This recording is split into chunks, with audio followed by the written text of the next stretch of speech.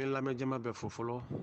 ni min ye artiste musicien ye an ye nin jɛkulu in sigi kun min na artiste musicien association jɛkulu ka ca Mali kɔnɔ au lieu que bɛɛ k'a essayer k'i ka baara kɛ i dan ma an dun bɛɛ ka hajuw ye kelen ye munna an tɛ na association in bɛɛ fara ɲɔgɔn kan ka kɛ association ba kelen ye vu que anw de ka taabolo ye kelen an hajuw ye kelen donc an bɛ se ka jɛ ka fara ɲɔgɔn kan n'o kɛra an bɛ fanga sɔrɔ o la an bɛ laɲini minnu kɔ an bɛ se k'olu la sabati cogoya min na donc association in n bɛ se k'a fɔ a ye de sɔrɔla ten bon bien vrai que a sɔrɔla ten ko